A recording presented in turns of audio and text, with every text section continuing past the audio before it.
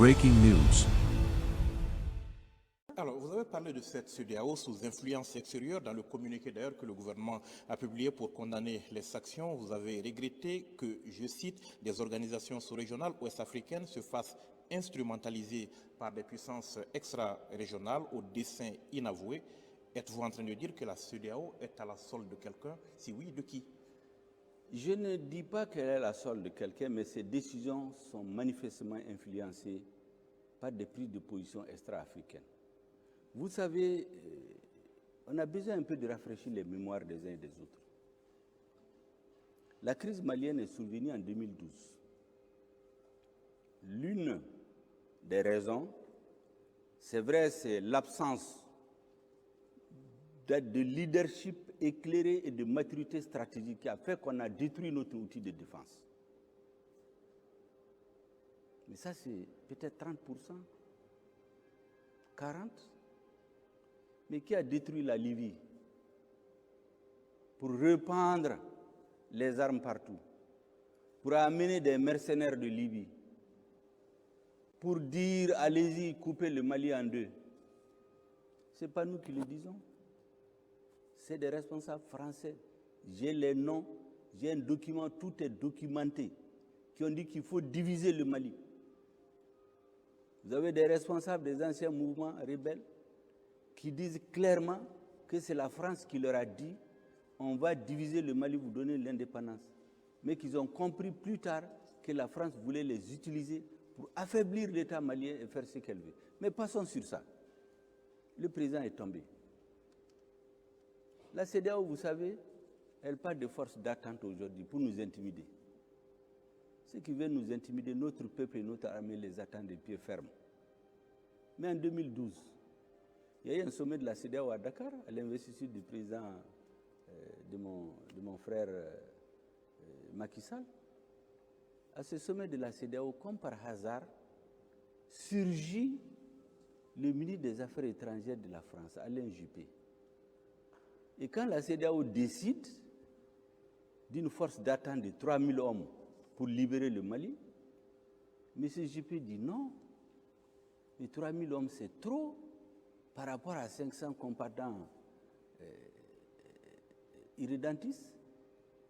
Vous avez vu? On continue. Le Mali et la CEDEAO, à travers l'Union africaine, demandent la création d'une force internationale qu'on appelle la MISMA, créée par l'ONU. Vous savez ceux qui ont commencé à dénigrer la MISMA?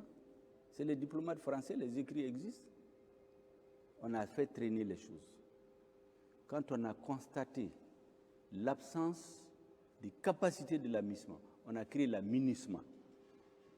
Qu'est-ce qui a été dit à la création de la MINUSMA? Allez-y, la résolution. On est venu nous dire après que les opérations de maintien de la paix, ce n'est pas pour faire la guerre. Mais quand on l'a mené, qu'est-ce qu'on a dit aux Maliens? C'est pour les aider à lutter contre le terrorisme. Mais je passe sur ça. L'opération Serval, quand c'est intervenu, le 11 janvier, qu'est-ce qui a été dit? 3 objectifs par le président français, repris par son ministre de la Défense. Premier objectif, détruire le terrorisme. Deuxième objectif, aider à restaurer l'intégrité du territoire malien. Troisième objectif, appliquer les résolutions des Nations Unies. 8 ans après, aujourd'hui on est en 2022, donc ça fait 9 ans après. L'intégrité du territoire, disons le terrorisme au lieu d'être détruit, il a quitté l'extrême nord pour prendre 80% du pays. L'intégrité du territoire à la date d'aujourd'hui n'est pas rétablie. Les résolutions des Nations Unies changent chaque année, au point que cette année, nous nous sommes opposés à une résolution. Donc vous tirez vous-même la leçon. Mieux, est-ce que vous savez qu'en 2014, lorsque l'armée malienne a essayé de reprendre la totalité de son territoire, il y a eu des affrontements dans l'extrême nord. Les soldats maliens, certains qui se sont réfugiés dans le camp de la MINUSMA, on les a désarmés, ça se comprend. Est-ce que vous savez que quand l'armée a voulu récupérer les armes, le commandant de Barkhane a dit non, que c'était un butin de guerre qui appartient à la SEMA. Ils ne vont pas le donner à l'armée malienne. Est-ce que vous pouvez imaginer? Vous savez qu'en 2016, lorsque l'opération Barkhane a été installée, Le commandant de Barkhane a fait le tour de ses forces dans les pays concernés. Il est allé au Tchad, sur la base de Faya-Largeau. Là, il a fait la revue des troupes. Et vous savez ce qu'il a dit à ses troupes? C'est documenté ce que je dis. C'est un journaliste français, Laurent Larcher, qui l'a rapporté dans une émission où il parle des non-dits de la diplomatie française. Le commandant de Barkhane dit à ses troupes, ça va vous faire froid au dos. Il leur dit, nous étions venus ici il y a 100 ans, autrement dit en Afrique. Nous sommes partis il y a 60 ans. Nous sommes revenus pour 100 ans. Tirez vous-même les conclusions. Et les Africains comprendront beaucoup de choses. Pourquoi au Mali, nous avons toutes ces forces-là. Le Mali, comme j'ai dit, l'armée malienne, Barkhane, Takuba, G5 Sahel, ECAP, EUTM, et ça ne fait qu'empirer. À la fin, c'est la désintégration de l'État. La suite, on peut l'imaginer. Est-ce que vous pouvez imaginer que la lettre que le président malien a écrite à l'État français pour demander son intervention, dont aucune copie n'existe ni à la présidence, ni aux affaires étrangères. L'original est en France. Quand nous en a eu besoin récemment, c'est sur le site du Sénat français qu'on a trouvé. Parce que nous voulons relire les accords déséquilibrés qui font de nous un État qui ne peut même pas survoler son territoire sans autorisation de la France. Ces accords, nous les avons relis. Ça fait partie des choses pour lesquelles ils montent le monde contre nous. Je préfère le redire. Nous avons relis ces accords, le gouvernement qui est là aujourd'hui, et on les a envoyés. Donc, je continue. Le 17 novembre 2015, le commandant de Barkhane a tenu une conférence de presse ici, où il a accusé les mouvements signataires. Il dit que certains ont les pieds avec les mouvements terroristes et un pied dans l'accord. Mais ça, c'est quoi ça?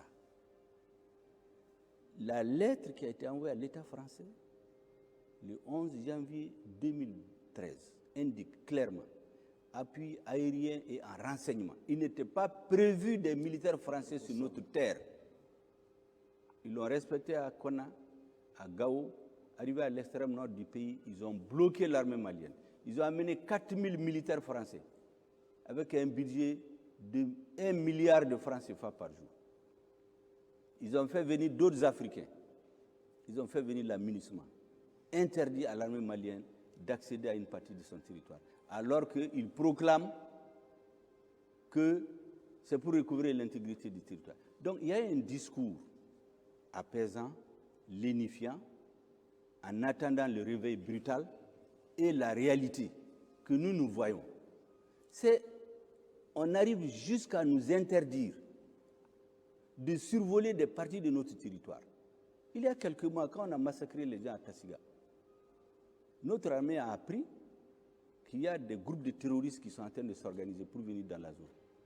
On a voulu faire voler un aéronef pour aller surveiller, mais on nous a dit non, c'est la zone d'entraînement nocturne de Takuba. Vous croyez qu'on va rester dans ça?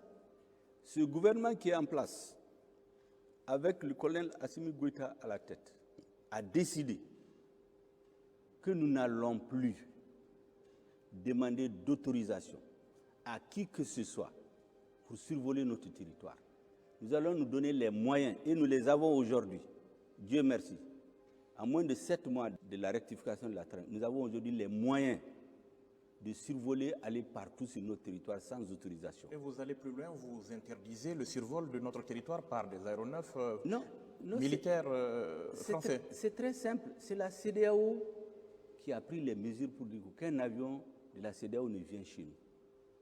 Le lendemain, on débarque des Maliens à l'aéroport de Paris qui avaient déjà leur billet d'embarquement en leur disant c'est les militaires qui ont interdit que l'avion atterrisse à Bamako, ce qui n'était pas vrai. Hier, avant d'embarquer, on leur dit non, c'est l'Élysée qui a dit que les vols sur le Mali sont annulés jusqu'à Nouvelle-Temps. Mais pendant qu'ils font ça, C'est pourquoi je dis qu'il faut être cohérent. Pendant qu'ils font ça, un avion quitte un pays de la CEDEAO, il pénètre sur notre territoire, ne sachant pas qu'aujourd'hui on s'est doté des moyens de surveillance. On l'identifie. Quand il a su qu'on l'a identifié, il éteint le transpondeur. Quand il a compris qu'on continue à suivre son mouvement, il éteint la radio. Il vient, il débarque, il le retourne. On ne lui dit rien. Nous avons fait un communiqué hier pour les mettre en garde. Mais pendant qu'on nous dit qu'il y a une force d'attente qu'on prépare contre nous, mais qu'est-ce qu'il y avait dans cet avion? Pourquoi il rentre sur notre territoire? Pourquoi il se cache? On est obligé de se poser des questions. Mais nous avons dit d'arrêter cela. Aujourd'hui, nous avons les moyens de défendre notre territoire.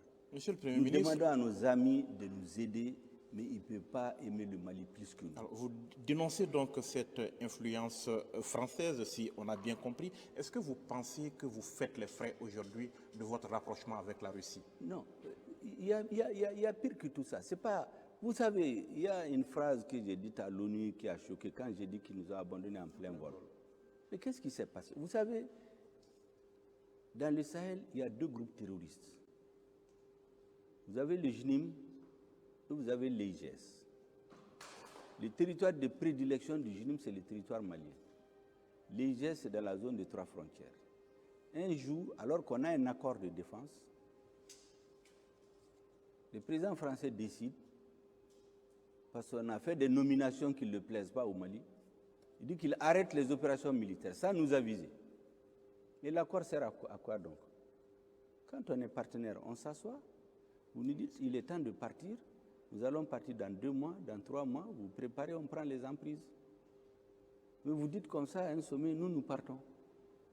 On nous abandonne, on va se concentrer sur l'IGS. Donc, comme pour nous dire, pour le JNIM, occupez-vous-en. Mais nous n'avons compris le message. Mais quand vous laissez ces emprises, vous voulez nous empêcher aussi de chercher des partenaires. Mais c'est quoi ça? Vous pensez que vous faites les frais aujourd'hui de votre rapprochement avec la Non, Russie? nous ne faisons le frais de rien du tout. Nous cherchons les moyens pour défendre notre peuple. Nous voulons avoir notre autonomie de décision. Maintenant, cette campagne qu'il y a contre nous, comme je l'ai dit, ce terrorisme diplomatique, médiatique et psychologique contre nous, ça ne nous fera pas bouger d'un iota. Nous sommes dans des relations de coopération avec l'État russe, comme on l'est avec d'autres États. Je ne sais même pas pourquoi il ne parle que de la Russie. On est dans des relations de coopération avec plusieurs États, avec lesquels on paye des armes. Mais ce que nous ne comprenons pas au niveau de la CEDEAO, et je vais vous dire pourquoi souvent on parle d'intérêts étrangers. Lorsque cette histoire de ce qu'ils appellent Wagner, entre parenthèses, est sortie, ceux qui l'ont sorti, ils ont dit d'abord c'est des rumeurs. Ensuite, ils ont dit c'est la presse. Mais certains d'entre eux sont venus nous demander, est-ce que c'est vrai?